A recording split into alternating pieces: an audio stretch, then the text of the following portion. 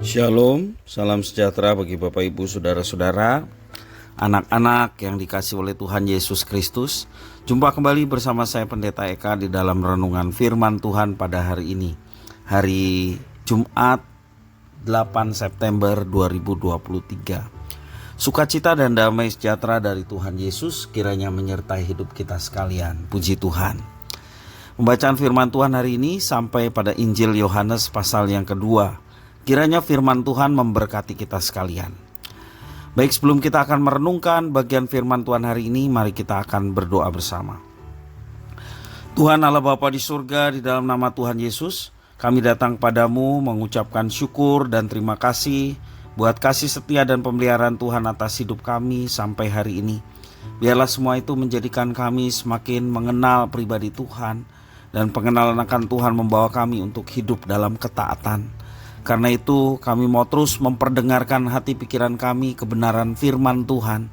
Mampukan kami untuk dapat memahaminya, serta Tuhan menolong kami melalui Roh Kudus untuk kami dapat menerapkannya dalam hidup kami. Terima kasih Bapa, terpujilah namamu. Demi nama Tuhan Yesus kami berdoa. Haleluya, amin. Saya akan membacakan renungan firman Tuhan hari ini dalam Yohanes pasal 2 ayat 1 sampai 11. Demikian firman Tuhan.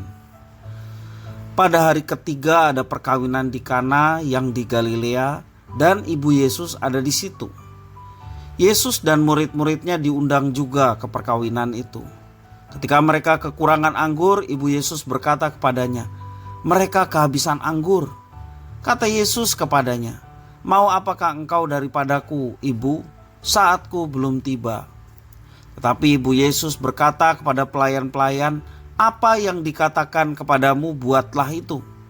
Di situ ada 6 tempayan yang disediakan untuk pembasuhan menurut adat orang Yahudi.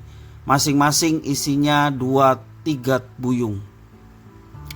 Yesus berkata kepada pelayan-pelayan itu, "Isilah tempayan-tempayan itu penuh dengan air." Dan mereka pun mengisinya sampai penuh. Lalu kata Yesus kepada mereka, "Sekarang cedoklah dan bawalah kepada pemimpin pesta." Lalu mereka pun membawanya. Setelah pemimpin pesta itu mengecap air yang telah menjadi anggur itu, dan ia tidak tahu dari mana datangnya. Tetapi pelayan-pelayan yang mencedok air itu mengetahuinya. Ia memanggil mempelai laki-laki dan berkata kepadanya, "Setiap orang menghidangkan anggur yang baik dahulu, dan sesudah orang puas minum, barulah yang kurang baik. Akan tetapi engkau menyimpan anggur yang baik sampai sekarang." Hal itu dibuat Yesus di Kana yang di Galilea sebagai yang pertama dari tanda-tandanya, dan dengan itu ia telah menyatakan kemuliaannya, dan murid-muridnya percaya kepadanya. Demikian firman Tuhan. Bapak Ibu saudara-saudara yang dikasihi oleh Tuhan, satu ketika di gereja masa kecil saya tidak ada koster gereja atau seseorang yang biasa membersihkan gereja. Sebelum koster itu ada, orang tua saya bekerja untuk melakukan tugas sebagai seorang koster, walaupun bukan ditunjuk dan dipanggil sebagai pelayan gereja, koster gereja. Tetapi orang tua saya, khususnya bapak saya, dengan rela hati melakukan itu selama bukan saja berhari-hari, tetapi beberapa bulan lakukan itu. Dengan sukacita untuk melakukan hal itu.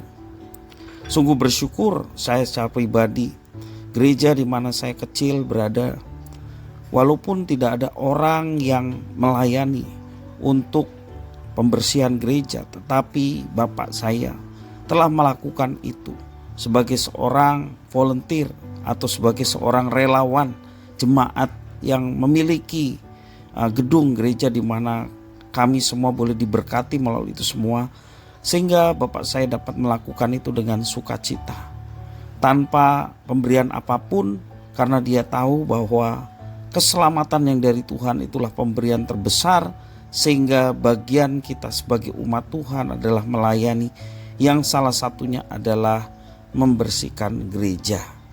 Sehingga saya secara pribadi sungguh gereja beruntung karena punya anggota seperti bapak saya.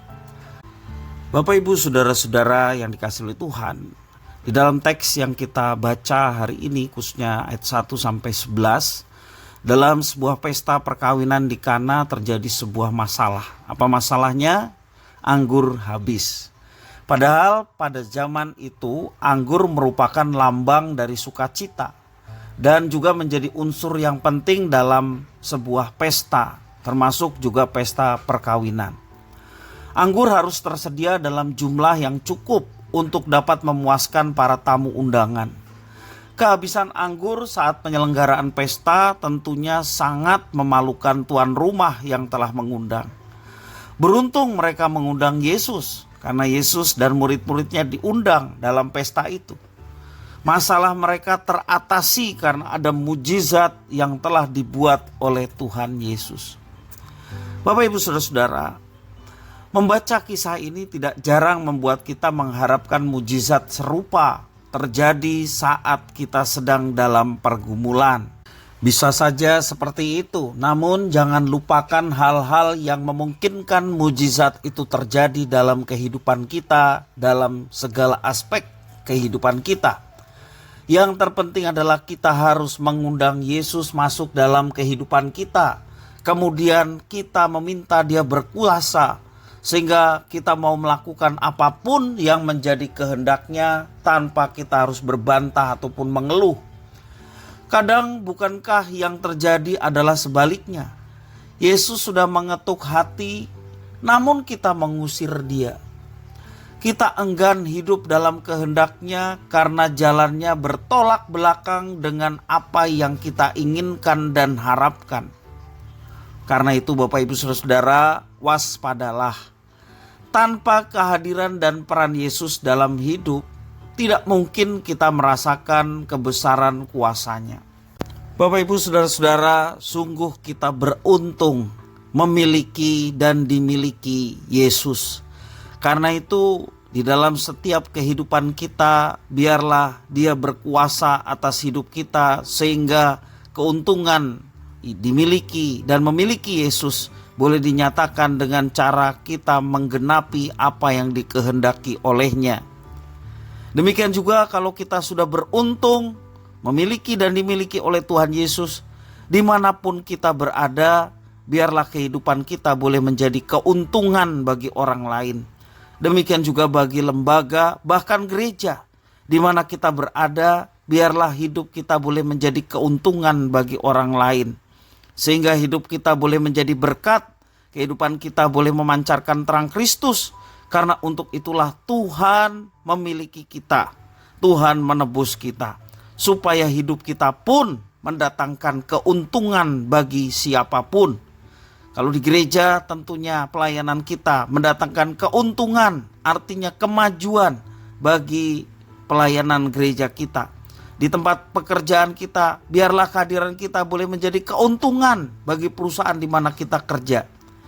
Kalau kita di sekolah, kita di kampus, boleh menjadi keuntungan bagi sekolah ataupun kampus di mana kita belajar. Dimanapun kita berada, kalau kita sudah beruntung memiliki dan dimiliki Yesus, biarlah kehidupan kita pun boleh mendatangkan keuntungan bagi sekitar kita. Kiranya firman Tuhan memberkati kita sekalian. Mari kita berdoa. Tuhan Bapa di sorga, di dalam Yesus Kristus, mengucapkan syukur terima kasih atas firman Tuhan. Mujizat Tuhan sungguh nyata. Kalau Engkau mendatangkan keuntungan bagi pesta di Kana karena kehabisan anggur dan Engkau mendatangkan mujizat, Engkau pun akan memberkati setiap orang yang berjalan sesuai dengan kehendak-Nya. Bahkan mujizat Tuhan boleh dinyatakan dalam kehidupannya. Karena itu Tuhan, sungguh kami bersyukur atas berkat yang Tuhan berikan. Dimanapun kami berada, Tuhan menyertai, bahkan Engkau mendatangkan mujizat. Dan biarlah hidup kami yang sudah diberkati, kami pun boleh memberkati orang lain. Sehingga orang lain pun boleh merasakan berkat Tuhan melalui kami semua. Merasakan keuntungan melalui kehadiran kami semua. Terima kasih Tuhan. Inilah doa permohonan ucapan syukur kami. Semuanya kami haturkan demi nama Tuhan Yesus. Kami berdoa haleluya. Amin.